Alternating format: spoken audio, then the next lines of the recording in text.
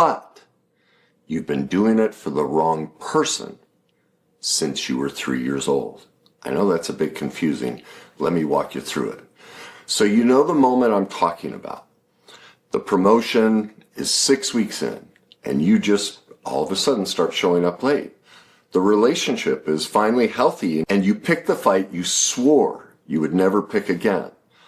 The body feels good for the first time in years, and what do? You reach for the bottle. You buy the bag of chips. You grab the food, the phone, the person that you already know is wrong for you, and you watch yourself do it. You hear the voice in your head saying, you shouldn't send this text, and don't skip this workout, and don't blow all this up, and then you do it anyway. Well, just take a slow breath in for me and notice your shoulders for a second. Notice your jaw. Notice the place you've been holding on to this for a long time. Scan your body. You're not crazy and you're not broken. You're just running an emotional program that was installed inside of you before you ever had language, and no one has ever named it for you correctly. So I'm going to share with you what's really happening. You see, as a child, you had absolutely no power. You couldn't argue with your parents. You couldn't control the emotional climate of your house. You couldn't decide whether love showed up that day or it got withheld. And that created an emotional chemical imprint in you. That powerlessness got recorded into your nervous system as a defining emotional blueprint reality. And your brain became chemically addicted to the feeling of not liking yourself. Now, you can't stop this process. It happens to all of us, so there's nothing bad or defective about you. This is how the brain and body works when it comes to negative emotions. So now you're an adult, and for the first time in your life, you get to choose. But your brain only asks one question it knows how to ask. And that question is, what's the fastest way to get my power back? Well, the answer to that, it's been giving you the same answer for decades, and it's devastating. It's going to choose the things that don't work. And the reason it does it is because at least this time you chose it. Whether it's the bad partner, the dead-end job, the binge, the blow-up, none of these things happen randomly. The reason it happens is it's the only form of agency a formerly powerless child ever found. And it gets repeated by an adult body that never got the emotional blueprint software update that the threat is over. And so your brain and body is naturally, chemically designed to repeat its earliest emotional experiences, like just on autoplay. It just runs the program unless you update the program. And because none of us have been taught this, we're all, if you're self-sabotaging, you're just running that original emotional blueprint program. And so your brain and body are stuck in what I call the worst day cycle, which is a pattern of 4 things. First, the emotional trauma, then fear, then shame, then denial. Now, the trauma got installed. It installed the alarm system of, I can't make my own decisions. I can't stand up for myself. Well, that installed the fear of being hypervigilant and giving yourself away and becoming powerless. Well, that powerlessness creates the shame that tells you that you're defective for feeling this way.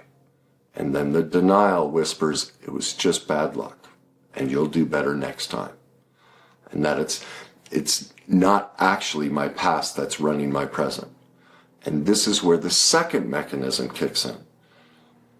This is a tough one for people to hear, but nobody on this planet has ever been afraid to fail. Think of it. And I want to say it again because it's hard for people to grasp, but it's a lie and a delusion that people are afraid of failure. And the proof of that is in the mirror every time you choose not to do the thing you know you need and want to do. And when you don't do it, whether it's placing the phone call, showing up to work on time, going to the gym, whatever, You know you want to do it, but you choose not to. Do you see in those moments, you're choosing failure. You're not afraid of it. You're perfectly comfortable with it. So because we choose failure, do you see what we're actually all afraid of? Success.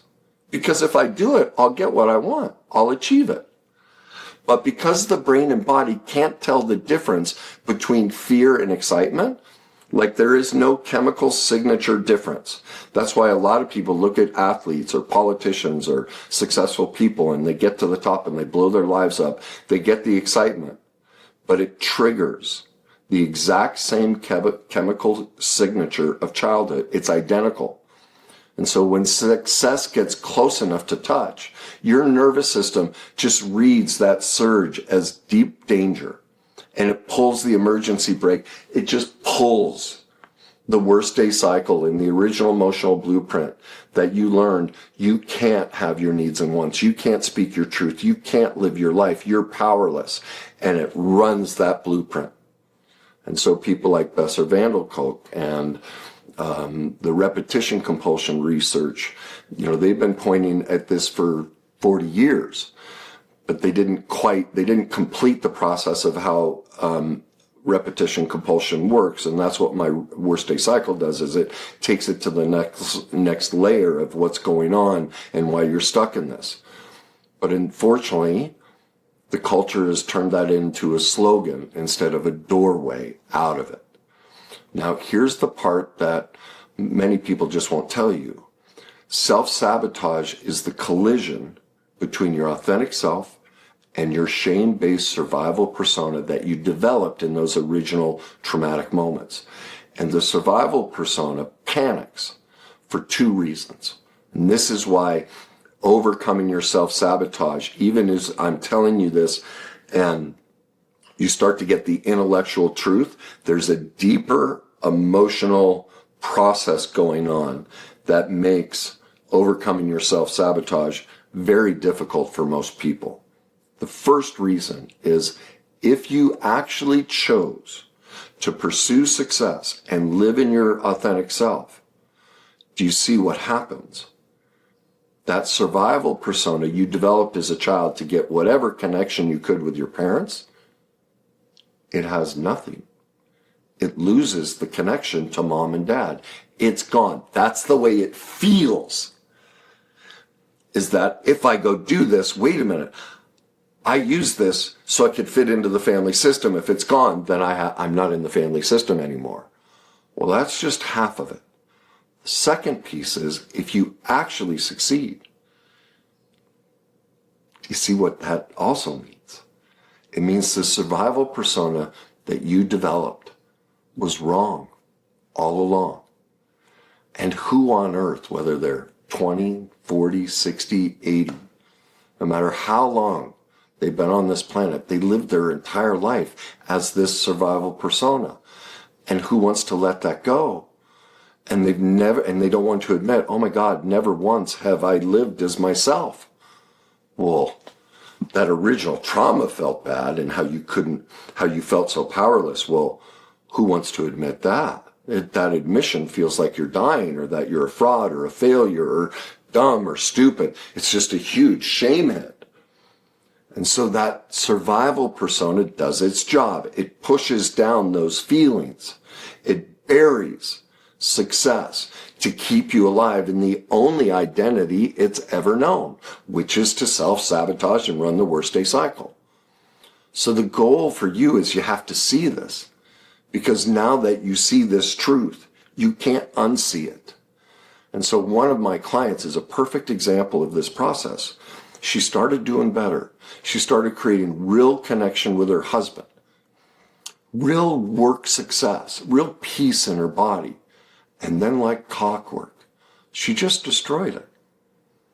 Now, she didn't do it on purpose, and you're not doing this on purpose. It's how the brain and body works. But because of how the brain and body works and these two deeper underlying processes of, wait a minute, if I claim my authentic self, claim my success, that means I lose touch I let go of the survival persona, which I used to get connection with my family. That's gone, but it also means I've never lived it myself. Well, that just feels too real. So she'd have to grieve all of that. And she just didn't have it. Well, that's not weakness on her part. That's actually loyalty to the child who was brilliant and built that survival persona to keep her safe. Now, this takes time and this takes a lot of emotional work to overcome. We have to remap and rewire that emotional blueprint. And we do that with two of my processes. The first one is the antidote to the worst day cycle. It's what I call my authentic self cycle. And this consists of truth, responsibility, healing, and forgiveness. When we get into truth, we realize I'm not to blame. And I'm also the architect of my own self-sabotage. So I'm not to blame that my brain and body were too underdeveloped. And it developed this emotional chemical addiction to run this self-sabotage pattern to fit into the family system. That's not my fault. That was a brilliant strategy that worked. Unfortunately, I'm still running that program. And so therefore, I am now an adult and I am the architect of my self-sabotage. They're no longer doing it to me. But because society never told me this is what happens, I'm still running that program. And so we have to get into truth and move into step 2, take responsibility. This is where, now that we're an adult, we choose to stop running that pattern that the child in us once needed. And we take responsibility by doing the healing work, which is grieving the decades that this has cost us. And the original wound of powerlessness that we felt in childhood, we have to remap and rewire that